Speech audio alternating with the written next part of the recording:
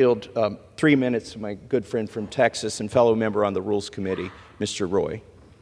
I thank the gentleman from Kentucky, my good friend, and I know he's probably as surprised as I am to be accused of taking orders from the former president and following whatever the former president says. And, I think, if the gentleman from Massachusetts wants to take a flight down to Mar-a-Lago, he's welcome to tell the former president that the gentleman from Texas, the gentleman from Kentucky take orders. The reason that matters is that I had the president's former ICE director, Tom Homan, under oath in the House Judiciary Committee, and I asked him that question.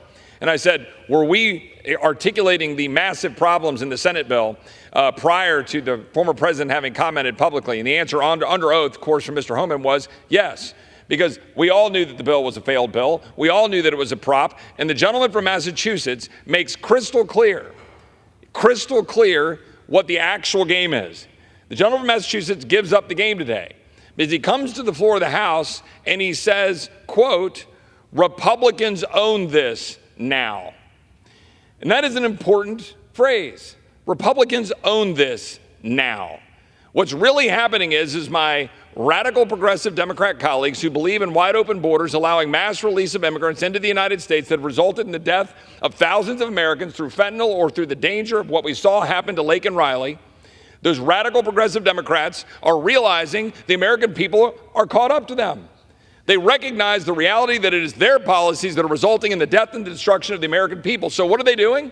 They're putting forward bills that have no chance of succeeding, legislation that will not solve the problem, will codify mass releases, would not deal with unaccompanied alien children, would not deal with any of the issues with parole that the president is using to violate current laws, which requires case-by-case analysis to process people into the United States, mass releases under parole in violation of law that resulted directly in the death of Laken Riley.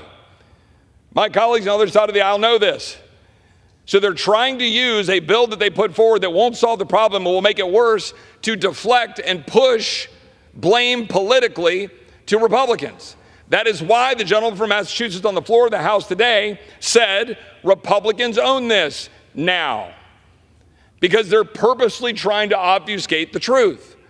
And the truth is Laken Riley is dead because the president of the United States, Joe Biden, who stood up in that dais last week and lectured the American people, that president made the decision with the full support and execution by Alejandro Mayorkas to mass release people into the United States that they know contain mass numbers of criminals, terrorists, people from all over the world, including the Chinese Communist Party, that have been released into the United States. And Laken Riley is now dead, and Aiden Clark is now dead, and Kayla Hamilton is now dead, beaten to death in her own home. Lizbeth Medina, a Texan, is now dead, beaten to death and murdered in her own home, found in a bathroom by her mom, instead of seeing her perform her cheerleading out in a parade. That's the truth. My colleagues on the other side of the aisle know it, and they're now trying to deflect. I support this resolution, and I yield back.